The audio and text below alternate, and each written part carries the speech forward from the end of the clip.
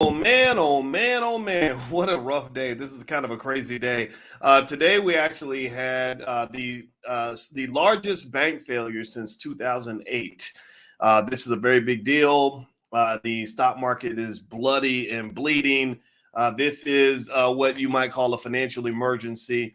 But there is light at the end of the tunnel, and there actually are some stocks that you can actually pick up now as a bargain. I'm going to break that down for you. So get comfortable, buckle up your seatbelt. We're going to get started on the Black Financial Channel right now.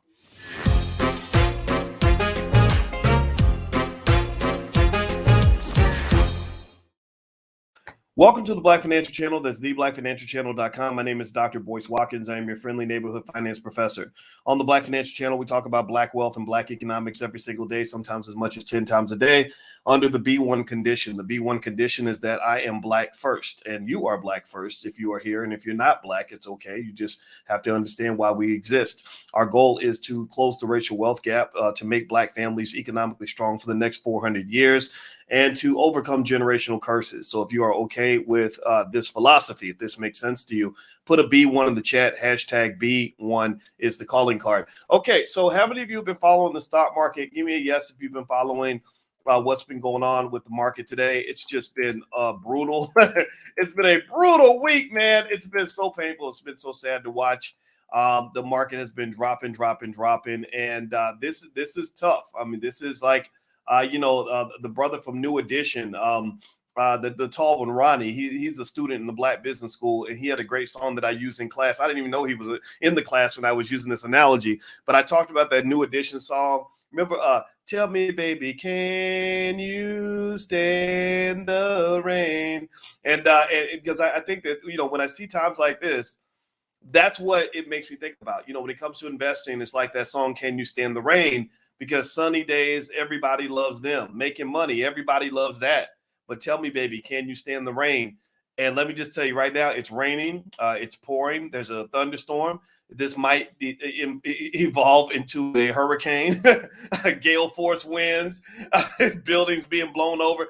This is bad. This is really bad. And the thing about it is that what this says right now is that you're dealing with the risk of financial contagion. You're dealing with almost like a financial version of the pandemic, where when you start seeing bank failures are a very serious thing in the economy.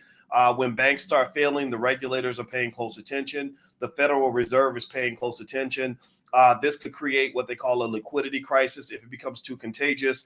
I spent a lot of time not just thinking a lot about risk management during my PhD program, but my dissertation chair, Andrew Caroli, who's at Cornell University now, his expertise was financial contagion. And financial contagion basically kind of works just like a virus, just like regular contagion. You have financial problems that can literally permeate throughout the entire global economy, that can create problems that you just don't want to have. And so right now, the big problem, the big concern, the big risk factor right now is this bank failure of a bank called Silicon Valley Bank. Silicon Valley Bank, if I'm not mistaken, it represents the largest bank failure since 2008. If you remember, 2008 was when Obama jumped in and became president, and that was at a time where the economy was in absolute shambles, and they spent $750 billion bailing out Wall Street, which I thought was a real sign of elitism in our society. I know Obama was your Black president, but he was also president of the United States. They tend to take care of rich people. They didn't deserve to be bailed out, in my opinion. I think they should have sent that money to Main Street. But had they not bailed out Wall Street, there would have been crushing economic consequences. So it's kind of a tough thing. So I'll read a little bit of this to you as you hit the thumbs up button. Please hit the thumbs up button, thumbs up, share, subscribe. And in case you want to know where I'm in Los Angeles right now for the Black Wealth Bootcamp. We are going to do a 2-day deep dive into my new book, The 10 Commandments of Black Economic Power. I have created that as a Black Wealth training manual. It is a Black Wealth training manual for any Black family or any group of Black people anywhere that wants to understand generational wealth from a Black perspective and how to position yourself to build wealth over the next 100 years. So feel free to go take a look. If you want to join us, just go to boycewatkins.com. You can learn more. All right, so it says stocks tumbled Friday, accelerating losses during afternoon trading as the failure of tech-focused lender bank Silicon Valley Bank pressured the broader banking sector and investors fearing the implications for the broader market. The Dow Jones Industrial Average was down 342 points or 1%. Let's see, they say, quote, "You had a major U.S. bank collapse, the biggest bank failure since 2008. Inevitably, that's going to spook the market," says Sylvia Jablonski, CEO and Chief Investment Officer of Defiance ETFs. Let's see here. Definance or Defiance? I don't know. It's spelled as fiance. The failure, she added, is also fueling concern among investors over whether the contagion spreads beyond SVB. So the big concern, the reason the market's going crazy right now, and I think it's a little bit of an overreaction, to be honest with you, is they're worried that this failure of this bank is going to have a ripple effect all throughout the entire economy, the U.S. economy, and then eventually the global economy. I don't believe that it necessarily will, but it does kind of depend on how the Federal Reserve reacts. And actually, if you stay to the end of the video, a stock that I actually bought shares of, because I think that these situations really represent opportunities to make money. Remember, when you're a good investor, you see money-making opportunities everywhere. You just sometimes have to be able to hold your nose and be consistent. You can't sort of flip out and go crazy every time the market throws a temper tantrum, because that's always going to occur. Okay, so so stick to the end. I'll give you a stock that I just bought that I believe is going to do well. So they said the FDIC took control of Silicon Valley after shares tumbled Thursday when the bank announced plans to raise more than $2 billion in capital in a bid to offset losses from bond sales. The shutdown marks the biggest bank failure since the global financial crisis. Regional bank stocks tumbled in the wake of Silicon Valley Bank's demise, with the SPDR S&P Regional Banking ETF down 6%. That's an ETF. That's a group of different stocks related to regional banks. Some bellwether bank stocks suffer smaller losses. Goldman Sachs and Bank of America both went down. JP Morgan held on to a small gain. They said it's becoming pretty clear that the Fed's paid. This is the part that where I explain to you how you're going to make money this year. It's becoming pretty clear that the Fed's rate hiking campaign has definitely taken policy to some very restrictive levels. And now some banks are really starting to struggle here, says Owanda.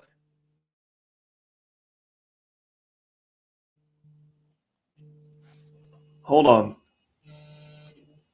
That was weird. Give me 1 second, guys. Y'all didn't hear what I just heard. I just heard literally. Can y'all still hear me? Let me know if you can still hear me. I literally, my phone, I guess because I'm in California, they do this kind of thing. But my phone literally, I'm talking to Instagram, my Instagram folks through the phone. And I got my microphone in my ear. Literally, the phone just stopped. And I got this emergency warning sound in my ear. Can you guys not hear me now? Oh, man. See, and I hate when it does that, because then it messes up the connection. Can you guys hear me? Let me know if you can hear me okay. I know you guys can hear me online. I apologize. It just kind of jarred me because I'd never seen that before. All right, so let me turn this off and start over again. This is a bunch of crap. All right, so anyway, sorry. Do me a favor. Hit the thumbs up button if you haven't done it yet.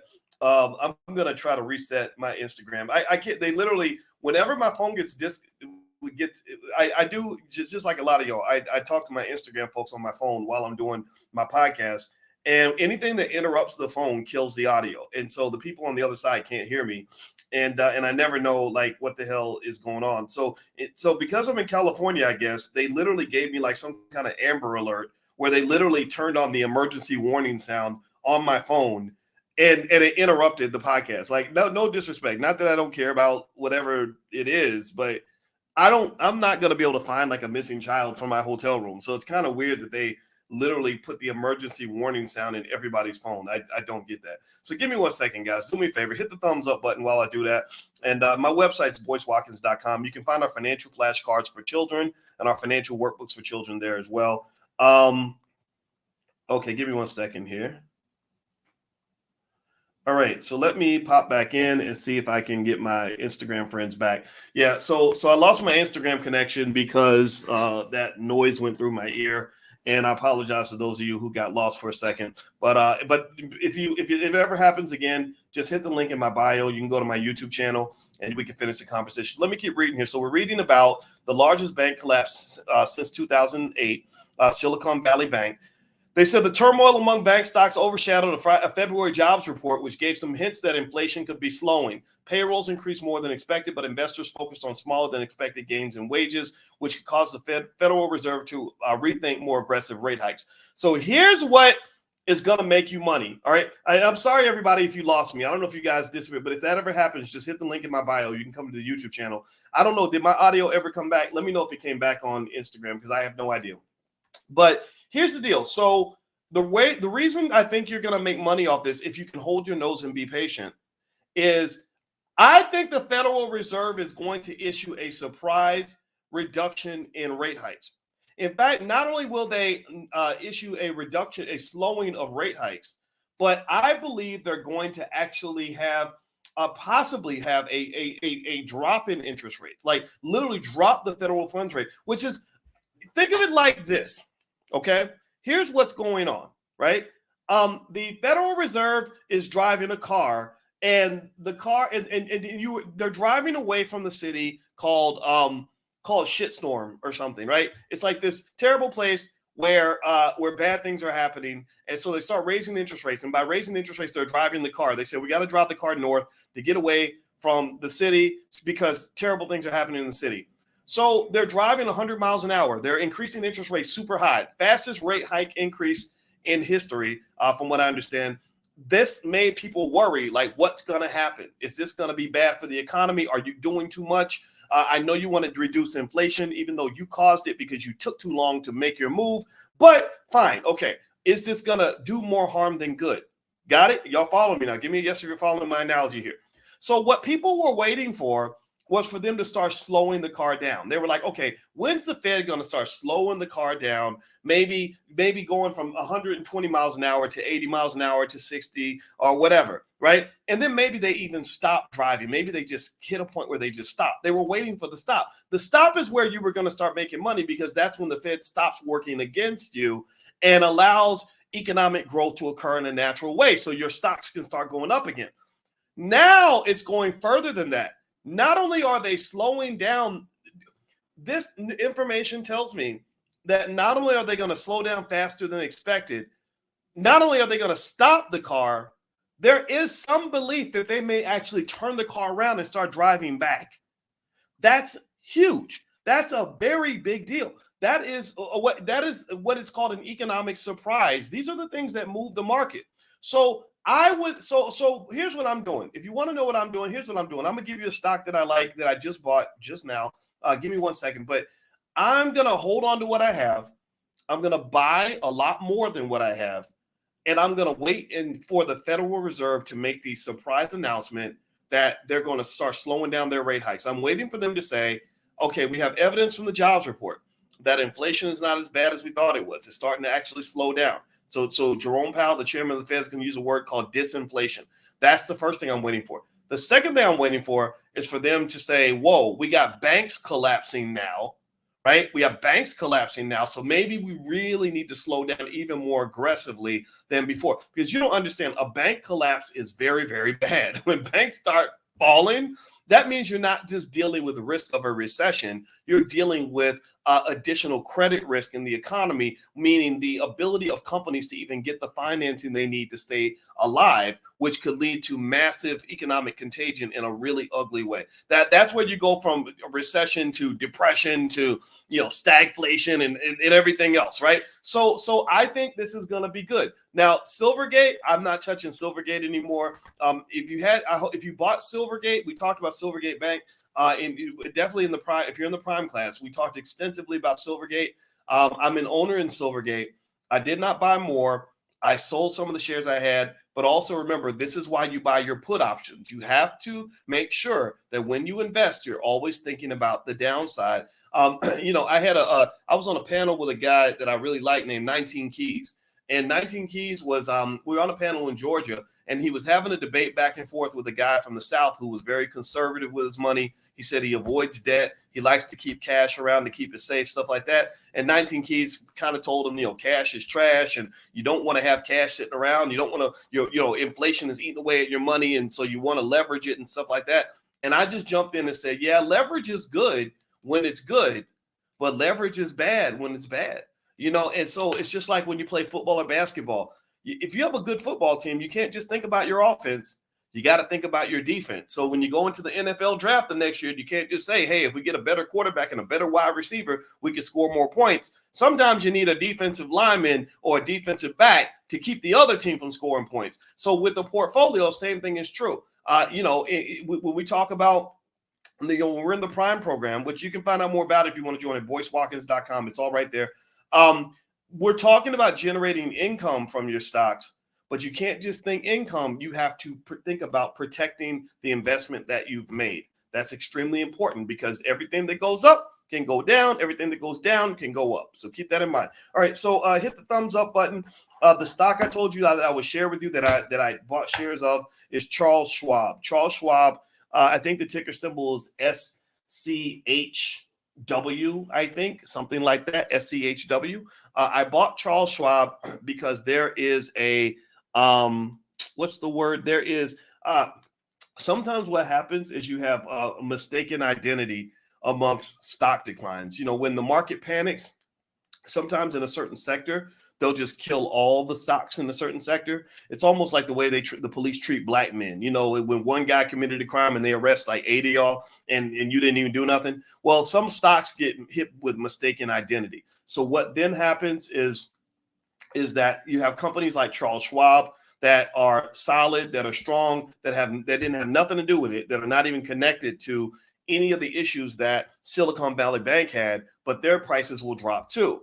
Right. So Charles Schwab is a stock that I bought shares in because I have reason to believe that this is a stock that was hit with mistaken identity. And once the police clear everything up, the financial police clear everything up, and they figure out who did it and who didn't, they're going to release Charles Schwab and the stock price will go up. That is my prediction. So that's why I bought shares of Charles Schwab, in addition to the fact it's just a good company. All right. So anyway, I'm getting out of here. Hit the thumbs up button, thumbs up, share, subscribe.